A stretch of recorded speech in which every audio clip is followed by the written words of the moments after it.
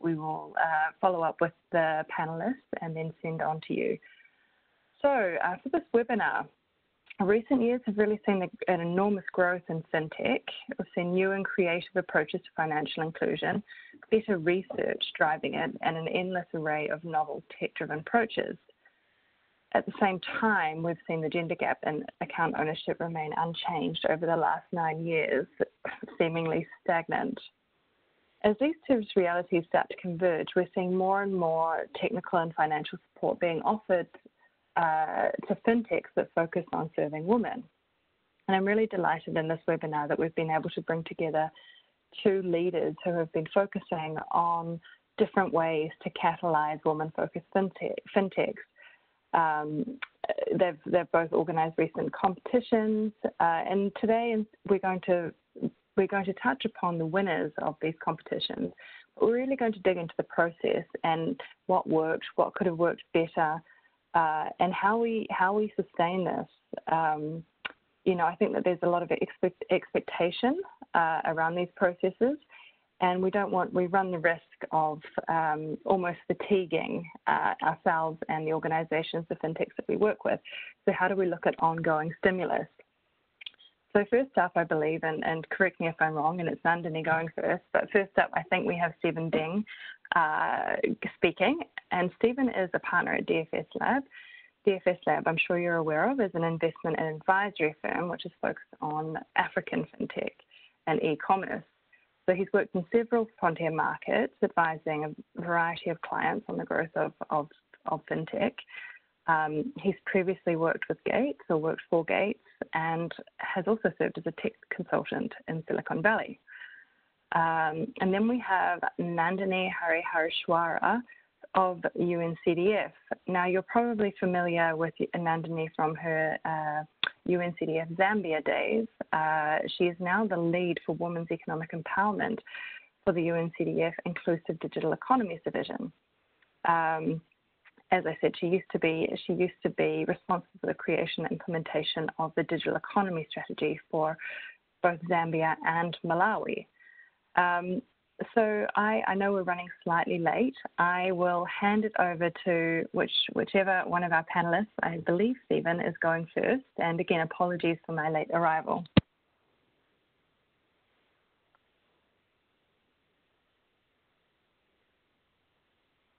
Hi, thank you. Thank you, Katie. I believe I'm going first. Are you all going to put up the slides?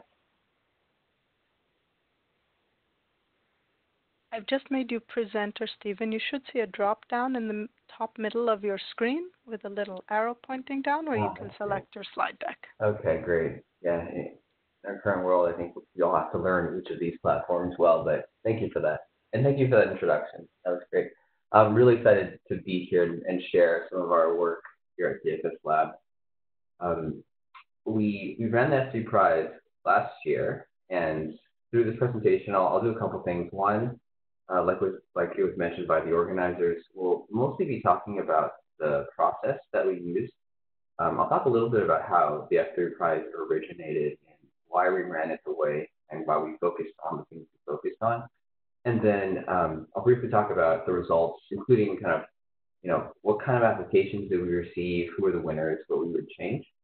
So I know I have 10 minutes, so I'll try to be brief and happy to answer questions during our Q&A session. So the F3 Prize stands for the Female-Focused FinTech Prize. We thought Female-Focused FinTech was kind of a mouthful. We just shortened it to F3, which I think was a good decision on the marketing side of things. But first I'll say a little bit about who we are, just to give you all some context about why we ran this and what our context from an organizational perspective was. So we're primarily a FinTech investor that does early stage capital for companies that are pre-seed. So very early, relatively small check sizes, but hopefully extremely at a really kind of important time in their lives. This is our current portfolio. Like Katie said, we are mostly Africa focused, but we've certainly worked also in South Asia and Southeast Asia, more specifically in Indonesia. So these are the 12 companies. Of these, 5 of them have female founders. And it's something that from the very onset we thought was important to try to maintain. And thus far, we have about a 50-50 percentage breakdown if you add some of the other companies we've mentioned before this. But I can tell you that it's extremely difficult to continue to maintain that, and it really takes some very directed and targeted efforts on the sourcing side to make that happen. But I won't go too much into this. I'm happy to answer questions about our broader work in the Q&A as well. So jumping into the F3 prize, this is in partnership with Flourish, which used to be part of Omidyar Network. I guess it's still a part of Omidyar Network, but has broken out.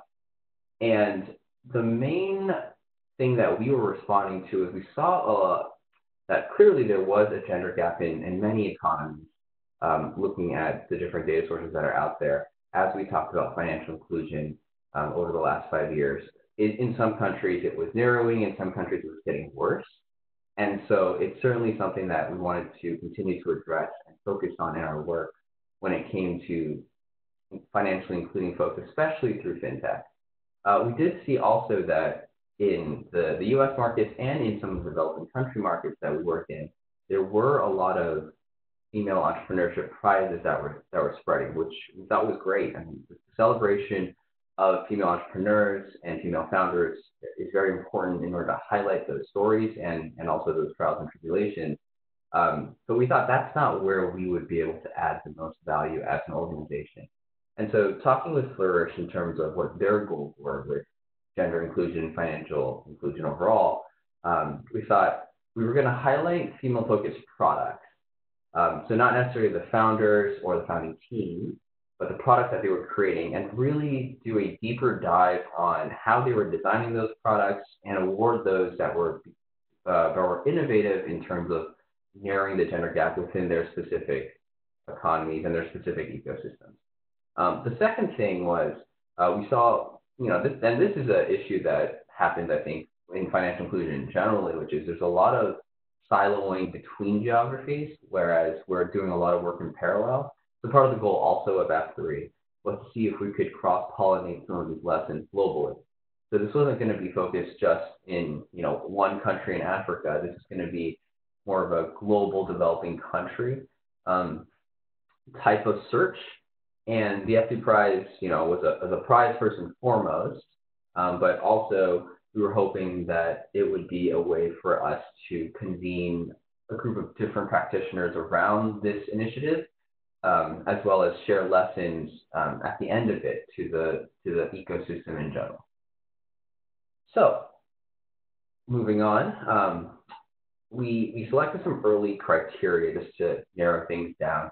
The primary one being that the companies that were applying should have a female user base.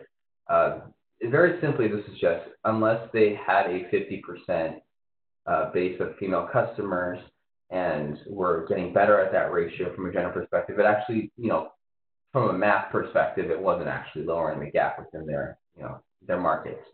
So that was the main filter we used from a pure numbers perspective. But we wanted to make sure that these are things that are targeting the mass market, so it wasn't just products for the top slice of the economy, that they had made a gender inclusion as a priority, not only in those business models, but we thought doing a look at their company culture as well. And I know I was talking about we were doing a product focus, but at the same time, a lot of those product decisions were kind of a waterfall effect based on how they set up their internal cultures. And so when we made our questions for our application, we did have some purely based on things like, how many women are in leadership positions, but I'll go over those criteria more in detail later. The fourth point is pretty straightforward, which is that they did offer services and products that directly address this gender gap, that were targeted for women, that had design choices made for the female customers they were targeting. And then finally, that they can somehow demonstrate that ability to scale and create impact. And so this did mean that we weren't looking at companies that I think we generally invest in. We were looking at companies that were a little bit later stage, that had some data or some evidence of that scale and how they would continue that. One very important thing to us at DFS Lab was that we could create the right group. We know that we're only one piece in a much larger effort And so we were trying to create a mix of both folks that were doing active venture capital investments, as well as folks that were doing research. You know, the wonderful folks here at FinEquity were part of this. But it was a, multidisciplinary advisory board that we wanted to put together so that we would plug in holes that each one of us individually would still have if we tried to approach this, by ourselves. So it was 9 judges across the organizations that you can see. We were really excited to get the folks that were involved, and just thanks from me to all of the folks that participated in this first round. So they served both as advisory members and as judges. Okay, so what's the process? So first, we recruited those 9 judges. There was a pretty involved judging rubric co-creation period. We designed a rubric that was kind of very basic at first with a lot of kind of more of a skeleton model. And then we invited all the judges to kind of fill in the blanks. And we held 2 different calls in order to do that. So in that very basic framework, we had these 4 different concepts. But we had one round where we just talked about, whether this were the right 4 concepts and whether we needed to add anything. I think we actually started with 3 and we added 1. And then the second call, we essentially dove deep into each of these 4 and talked about what does it actually mean to try to grade each of these in an objective way as possible. And we quickly found out that objectivity and prize grading is, as it is in venture evaluation is very difficult, but we try to mix in, both quantitative and qualitative metrics to evaluate these startups by. So I'll briefly go through them. So with team, it was really about the experience of the team. It was about their ability to adapt, which we thought was important. And it was looking at, like I said, some of that internal culture. So how many women are in places of leadership and decision-making that were able to form the culture of that team. In terms of idea, there was a look at how novel or innovative that idea was. That was an important feature that we weren't just looking at things that people would copy over and over, but we were looking for things that would push a lot of things forward. We wanted to make sure that it was designed for women. So we looked at, product features, et cetera. And we also wanted to see that they were taking in feedback from their customers, from their female customers specifically, so that we knew that there was the right kind of iterative cycles within that idea kind of feedback loop. The idea of value was just, is this creating a shift in daily life for the female customers that they had? Was it actually changing anything, and by what amount? And then this went back to kind of how do each of the specific features that they were trying to create affect the daily life of their female customers. And then finally, scale, which is a lot more qualitative. In our own experience as a firm, we've seen that month-over-month growth is a very important feature of these relatively early-stage companies. And so we kind of tagged it at, if we saw 40% month-over-month growth, it's a very strong, indicator. But the scale went from anything from, stagnant to 40%. And then, like I mentioned very early on, it was the ratio of female users that was important. Was that growing in terms of, them getting more female users on the platform? Or was that a ratio that was just something that was there, maybe by chance in the beginning, starting to deteriorate over time? Finally, it was an open application, and then we marketed it pretty aggressively. We scored and aggregated those scores. It was very close, I can say, between the finalists. And then we announced the winners at an IFC Financial Times event in London. So here's the who applied. This is much lower than what we usually get for a cohort, but I think it's because we limited the scope by kind of how old the company was and also the types of customers they had and the features they were offering. We had 45 qualified applicants. We had to eliminate a lot because they didn't actually fit that criteria. Across a lot of countries, though, across 27 countries, there were, by design, they were relatively older companies, 2 years old in the market, which for a startup is actually quite old, especially in developing markets. They had an average of over 12,000 female customers, and generally it was around a little under 70% of the base. So I think we targeted well. I think this also speaks to the fact that there just are not a ton of these older, very female customer oriented startups yet. We thought this would happen. It was mostly savings groups that were being represented. It's a very popular and common model across the markets that we were looking at. And a lot of the savings groups, as many of you know, are run by women. And so there were a lot of innovations that were trying to be built on top of that.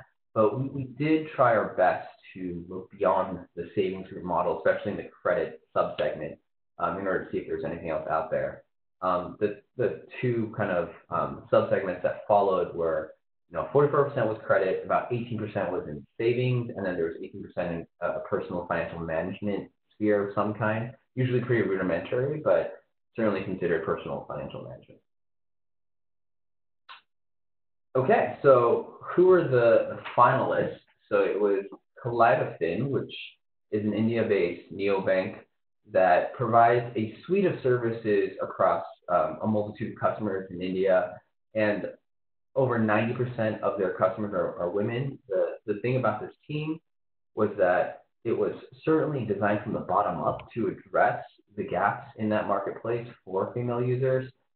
For example, they had a ground team that was mostly women that were going door to door, that were very, very sensitive to the privacy issues of their female customers, and were very good about being flexible in order to serve customers where they were. They weren't forcing their customers to adjust their daily lives or adjust what they were comfortable with in order to get to the platform. The platform was going to them. And so that's one thing that we found was amazing. At the same time, we saw a very strong growth of an initial product that usually revolved around a loan that would jump to different financial services products over time. And we love that. And, that strong female customer base was really good. And the judges were very receptive to this company. At the same time, they certainly proved that they could start to scale in a relatively strong way. Possesha is a Kenyan company that is actually a part of our portfolio. So I kind of recused myself from voting in that space. I think it also speaks to how small this segment still is and how much potential there is to grow. Kaleidofin is a Flourish company, actually. So we've seen a lot of these companies come through our cycles before.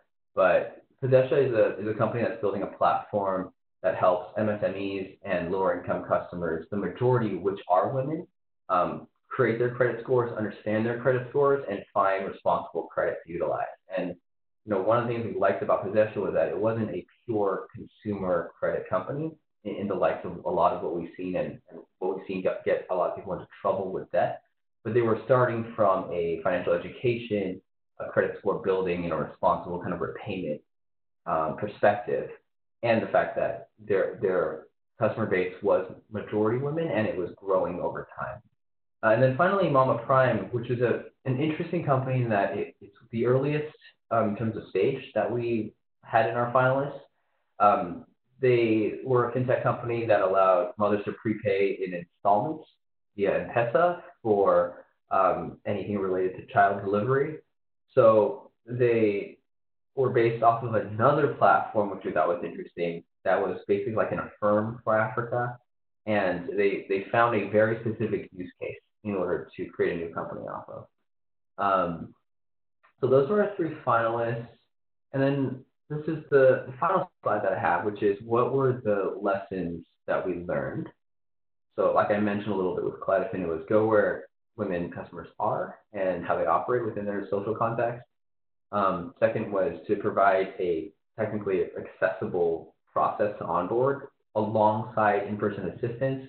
We see that, with the financial inclusion gap, there's also usually a digital inclusion gap. And so addressing some of these gaps in together are very important. And then finally, we saw most of the strong companies weren't just pitching financial goals, they were wrapping them up in life goals. And then speaking of wrapping up, what would we have done differently? So one, we wanted to add a more robust technical support program so that it wasn't just a prize and that involved a lot more support later. I mean, this was kind of a first, almost a pilot type prize, and so there wasn't the room for that, but we'd love to do that the next time. We would have loved to increase the prize amount. In total, it was $9,000. It wasn't a huge amount of money. It was much more symbolic. And a lot of it was just kind of highlighting these companies, but increasing that amount, I think, would be useful. especially to draw in more people as well. And then find a way to take on earlier teams. The Mama Prime experience was great. They're still running strong as a company. So was there a way to find the trajectory of these companies and understand their dedication to decreasing the gap in financial inclusion along gender lines, but do it for earlier stage teams, which I think would be very exciting, and there'd be more of them. So overall, that's the F3 prize. Again, happy to take questions as we go, but I will hand it over back to our moderators, and thanks for the time, everyone.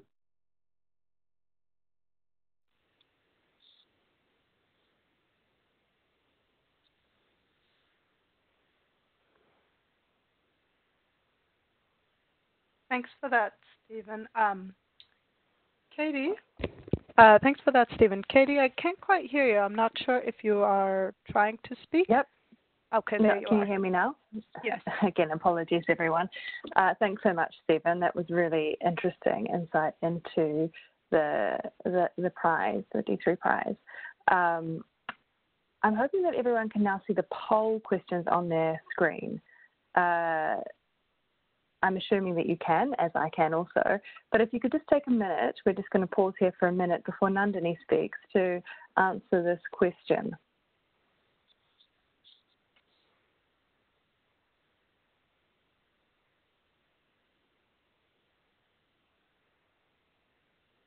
Polling numbers are coming in, and I will close it in about another 20 seconds.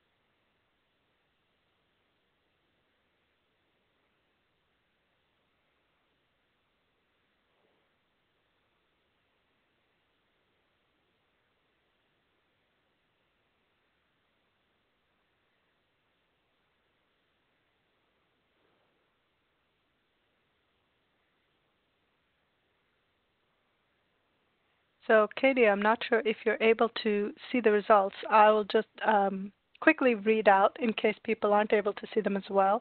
The majority of respondents picked option D, products and services address women's need. We had 54 responses there. The next most popular answer was it's option B. Its primary focus is serving women. Very small number of people said it's led by a woman, or the response regarding the management structure. Thanks so much, Yasmin. And so without further ado, I'd like to pass the floor over to Nandini, who's going to speak about the Sprint for Women in Zambia.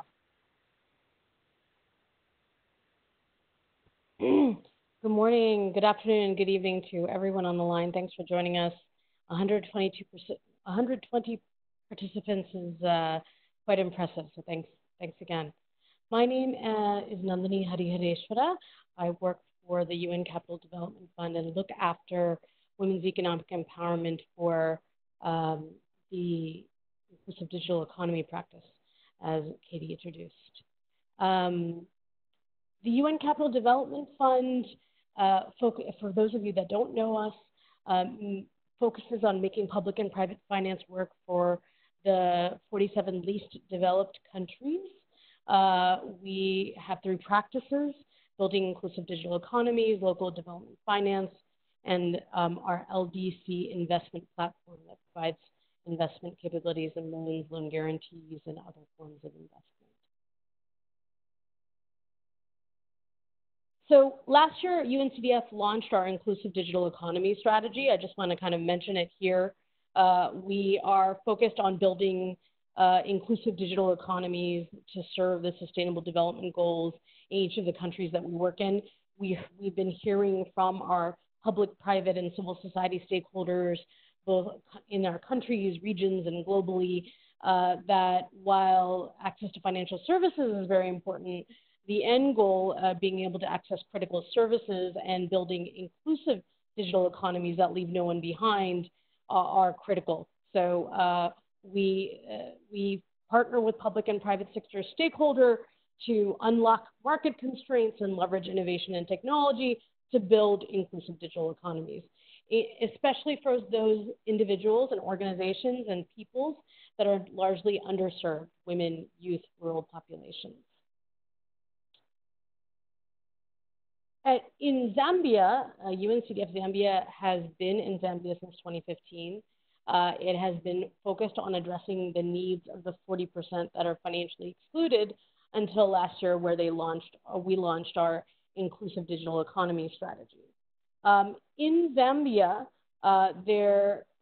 based on analysis that we've done and others have done, there is a gender gap in terms of financial services.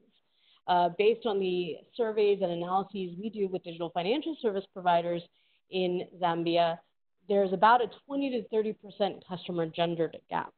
There's also about a 70% customer dormancy issue. So most organizations have about 7 out of 10 of their customers registering for a product but not actively using it. So based on some of this information and based on research that we did in 2018 focused on the financial lives of Zambian mothers, we were challenged by the private sector and others to say, well, the research is great to help us understand what the challenges are for Zambian women. So 75% of Zambian mothers are women. Sorry, 75% of Zambian women are mothers. But what do we do as the private sector to actually address this, and how do we actually increase the number of women customers that we have? So we went forward and first we released a request for expressions of interest. What organizations in Zambia, what DFS providers would be interested in actually increasing the number of women customers that they have? And to be perfectly honest, given our knowledge of the financial services sector, given our knowledge of the digital financial services sector, we've known these people for many, many years. I honestly thought we'd maybe have 3 expressions of interest, and I kind of knew which organizations they'd be. To our surprise and our very happy shock, we had more than 14 institutions actually give an expression of interest that they were interested in increasing the number of women customers in their companies.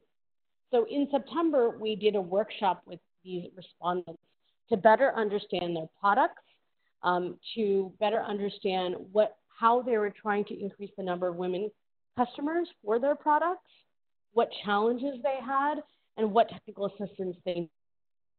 And one sort of overriding comment, and I think Stephen mentioned this in his presentation as well, that workshop also included a couple components of technical assistance, helping understand what human-centered design looked like, one-on-one sessions with our team, with data experts, design experts, and digital financial services experts that really understood the market and really understood those particular technical areas. And just those one-on-one technical assistance sessions that weren't that long were rated very, very valuable by respondents. So I think overwhelmingly, and I'll talk about the overall prize being grant plus technical assistance, we heard overwhelmingly that the technical assistance was very, very much needed by almost every respondent.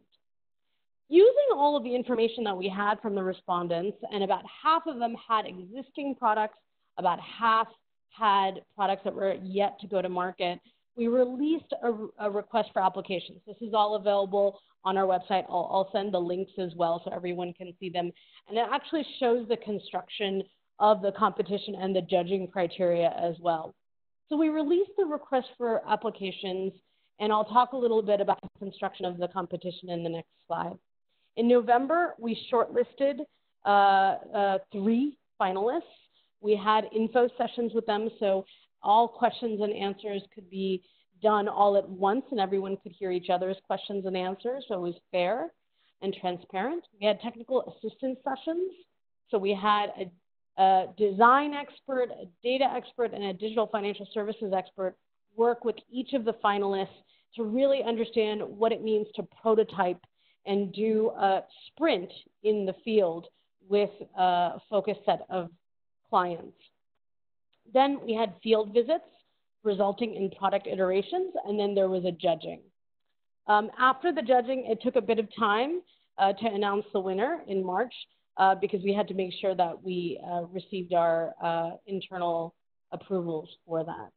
Going forward, we're working on trying to create a space for technical assistance to be provided to all the competitors that have asked for it, given the demand. I think our responsibility as a market facilitator is any private sector institution that wants to increase the number of women customers, we should try to help them get there.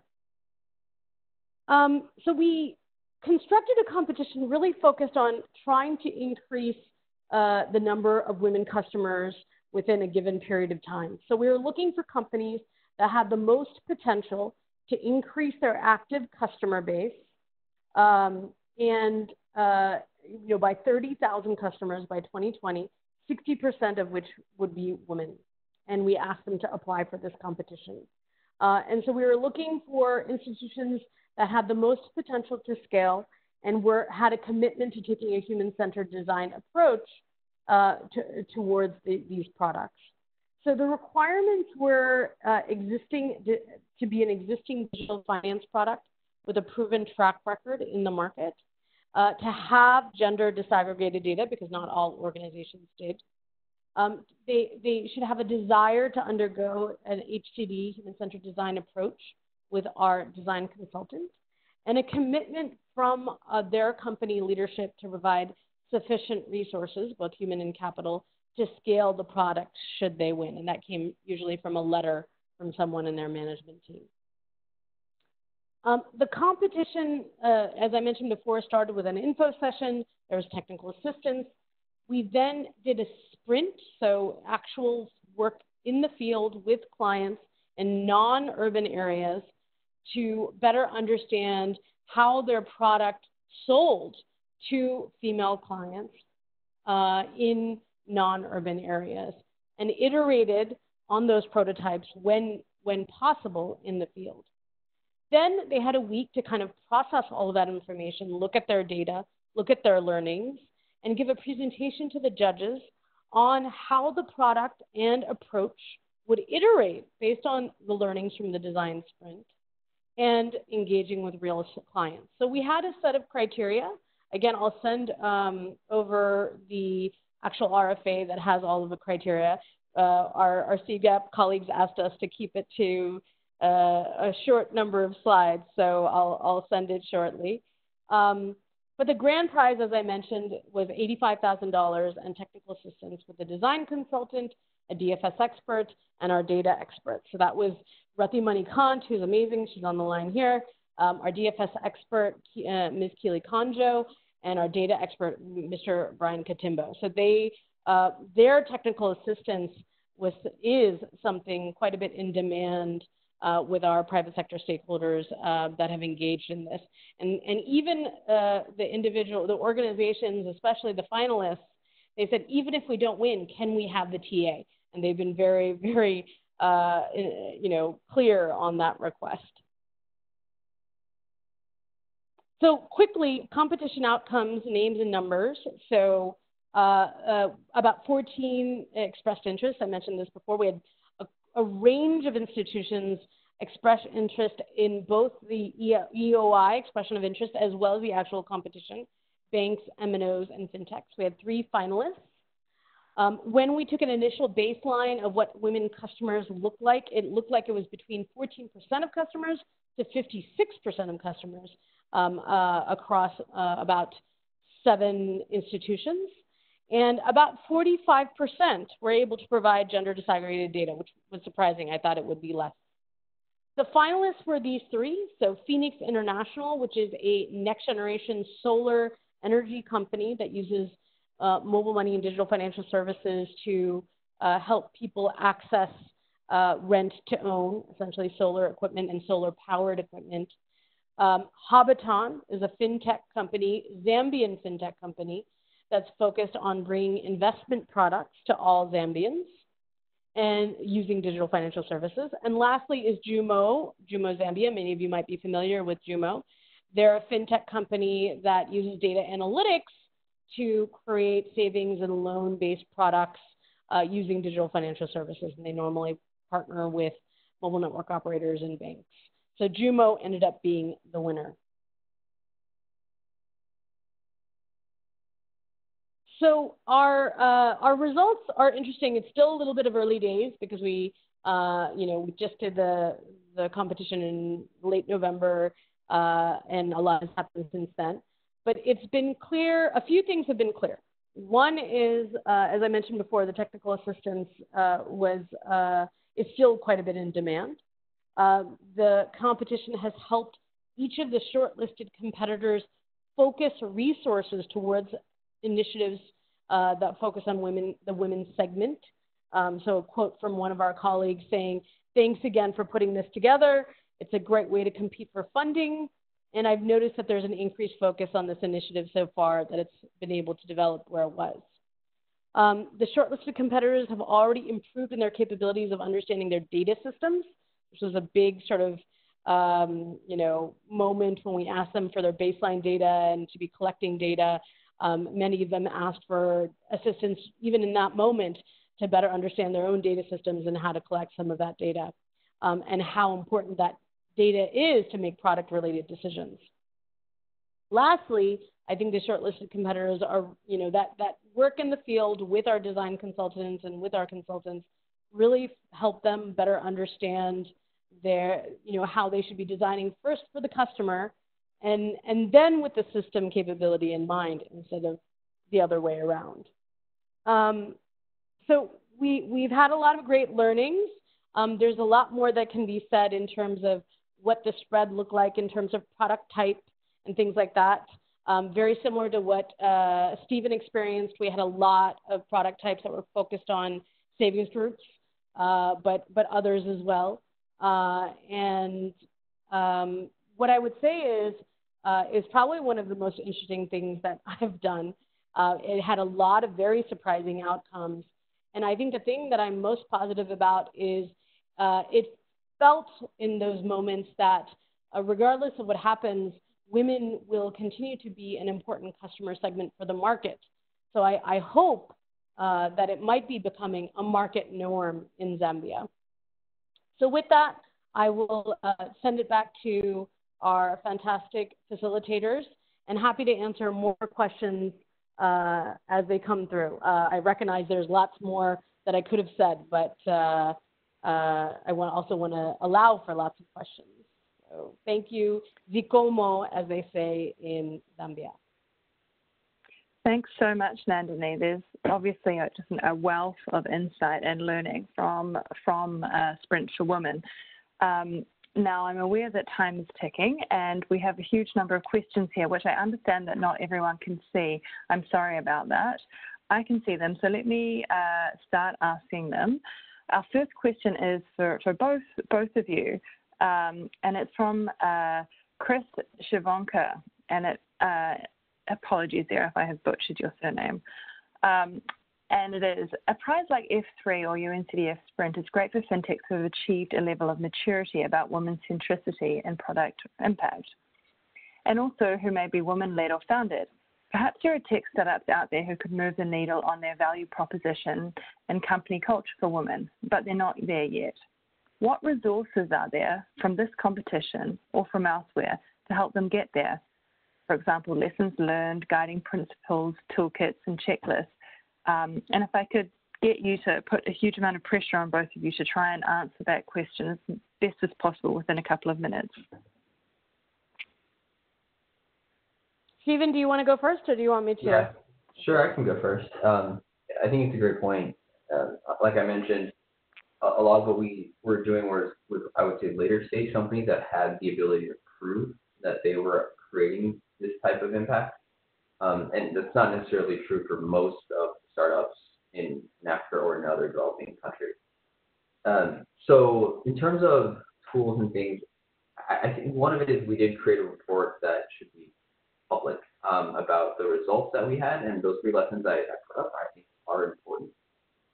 But ultimately, for a lot of those companies, I think creating the right user incentives and user value first, and showing that, beyond male or female, that they are creating financial inclusion, and then understanding what are those inequities that are barriers for women to join their customer base is really important. So I think focusing on a strong foundation as a company first, and then looking at how do you then break down some of these, makes a lot of sense for companies who are already down a path to some type of product market fit. I don't have a ton on just like specific tools, but let me think about that. I can follow up.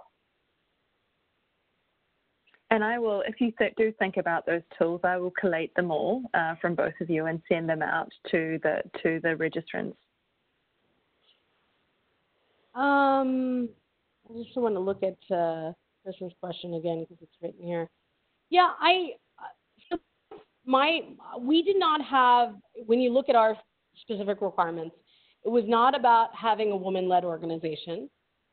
We have that, we have those preferences in other initiatives, but for this, it was really who wants to increase the number of women customers.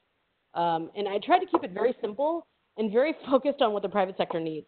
And why I really, we wanted to avoid pink products.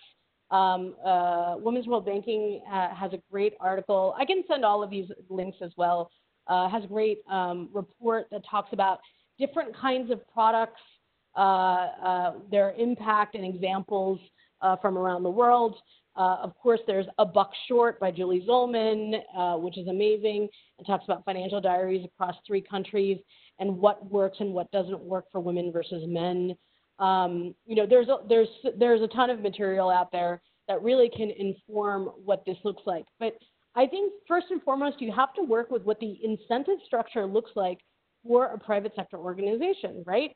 And, they are looking to increase the number of customers that they have, increase the number of active customers that they have. And so that's why we had to focus on active customers and addressing dormancy, right? I think, and as I mentioned in my presentation before, many of the challenges that women face are challenges that other underserved communities face as well. So that's why it's really important to not create sort of like a pink product, right? And so while, yes, there are resources out there that can help you understand the perspective of women and understand how to design financial services and marketing for financial services that are better suited for women, I think you actually have to first start with what is the incentive structure of the private sector organization, what are their capabilities, and then go from there, right? And sometimes it is something as simple as, let's go with you to go talk to your customers and we'll talk about what you learned, right? And that's fast. It's something that they can do with you. It doesn't require them to read and write things and so on and so forth, because you're working with a variety of organizations that normally have very limited bandwidth. So I think it's important to keep that in mind as well. Thanks so much, Nandini. And I just want to draw everyone's attention to the fact that we do have a poll that you can all take a look at if you so wish. Now I have another question from Anne Maftai, and this is actually to Nandini, so I'm hoping that you'll be able to give a bit of a quick answer again to a hard question. But have you noticed any early evidence that the organizations that you worked with have made internal changes to become more gender sensitive?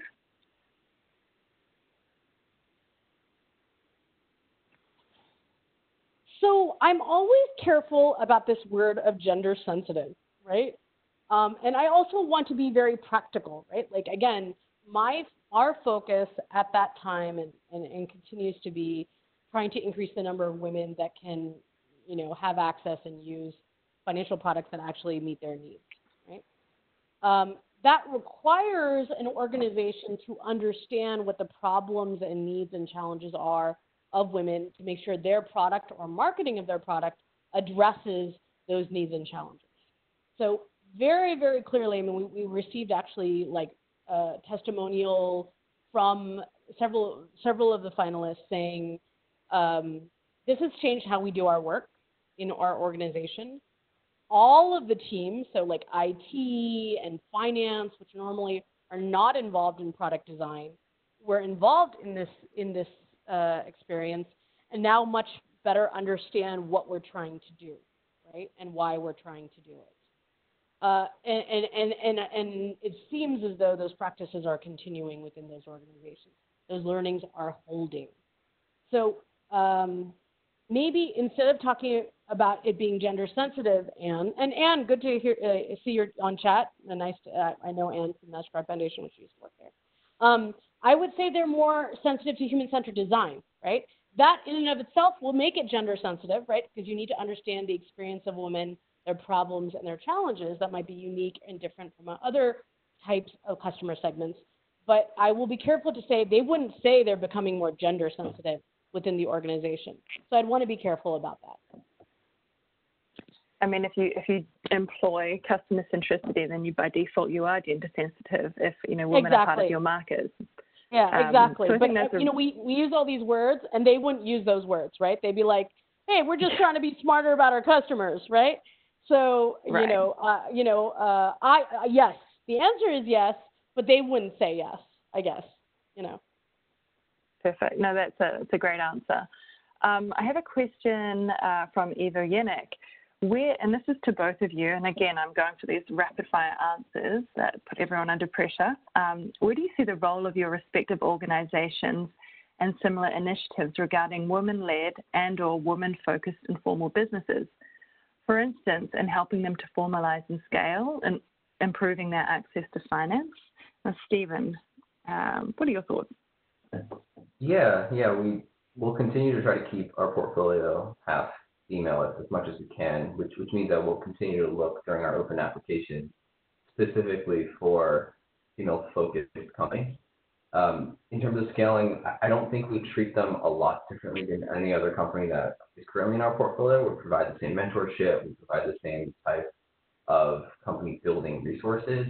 But like I said, there should be for us an active sense of what are some of the barriers that specifically to their female customer bases that we need to address in order for them to actually have access to these products and services. And that's something that I don't think we've actively put into our curricula, and it's something that we're thinking about doing now.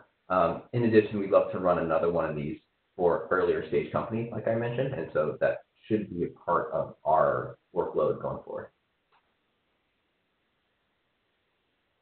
And actually, there was another question, I'll just hold you very quickly there, Nandini. There was another question which was quite similar to that, Stephen, which was directly focused or directed at you. Can you give any examples of how the different FinTech segment among female customers and focus on the needs of lower income women as opposed to middle income specifically, or is it assumed in their business model that this is the target audience? So the prize itself, we limited it to mass market.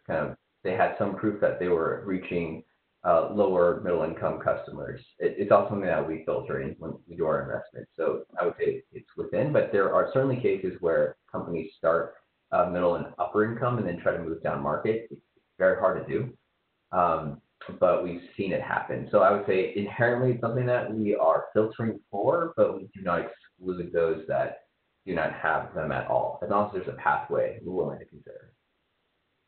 I hope that answers the question. Thanks so much, Stephen. That's great. Nandini, back to you.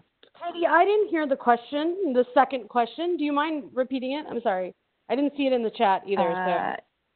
Oh, right. Apologies. Let me go back to the question.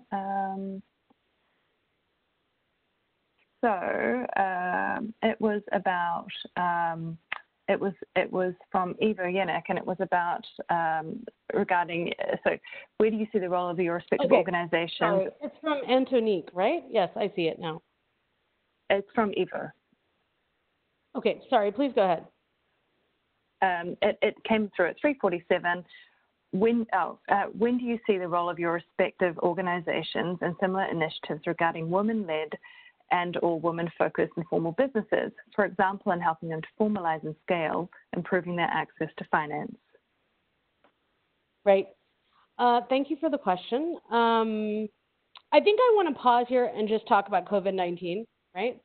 So I think we all are facing some of the first order and second order effects of COVID-19. And I think women-owned businesses, both formal and informal, are also taking a really big hit, right? So whenever entrepreneurs take a hit, it is those that are underserved and vulnerable that take the bigger hit. And so we, as UNCDF, recognize that. We are working with each of the both public and private sector organizations in our specific countries to better understand what that looks like and what are some emergency, both financial and non-financial tools and support that we can give to these organizations and businesses that can actually help. I think we have an assortment of tools at UNCDF. We have grants, we have technical assistance, we have loans, we have loan guarantees, and we have partnerships with equity funds, right? And so we are really trying to better understand how to help women entrepreneurs along the spectrum of what their needs are, depending on the stage of their growth. But also, I think one of the things that is an important component to all of this and is related to COVID-19 is how important e-commerce has become in every country, right? The ability to order something you really need online, on your phone, using a USSD menu or anything, and then having that delivered to your door so you don't have to go out is very, very important. So being able to connect women MSMEs to those, emerging, rapidly growing e-commerce platforms is really, really important. And that's another role that we will be playing in the markets that we work in. There's, of course, lots of answers to this question, but I'm trying to give a relatively summarized version and also connect it to really important trends happening in the global economy today. Thanks, Andini. That's an incredibly good point. I think it's a real kind of pause for us to be more thoughtful about really the potential and of e-commerce and what that really means to these informal business holders at this time. Now we've got a minute left, so I'm just going to swing back to Stephen with one final question. Can you give an indication of the scale of operations of winners in terms of the number of women currently served? And that's from Dina Bajorji. Yeah, happy to. So I think I mentioned in my slides, on average, they were serving around 16,800 female customers in the day. The winners were generally higher than that, so I got to remember some of this, but they were, Possessions around 50,000 customers reached. Mama Prime, I think, was a little under 40, and then Kaleidofin, which was the winner, actually had the least. I think it was 17,000 or 18,000 users. And I think it goes back to the second point of that question, which is the depth of service, which we saw in Kaleidofin that there was engagement with customers for a long period of time. That their whole program was based on life goals, and so it went from everywhere from education to health goals to savings goals. And so the engagement with the customer was longer, which meant that they probably were serving less, but were scaling up. With the other two, Possession was much more about building that responsible credit history. And finally, with Mama Prime, they were actually a relatively early company. So a lot of it was focused on gathering a customer base at first, although retention probably wasn't there yet when we had launched this product. So around that 16,000 number was and there was a lot of variation around the depth of how they were serving customers, but we were certainly, in terms of the finalists, looking at folks who were engaging with people for longer. Because it takes a lot of time to actually, both create customer education and the right incentives and products and services along someone's financial pathway. Those were round numbers that we got. Thanks so much, Stephen.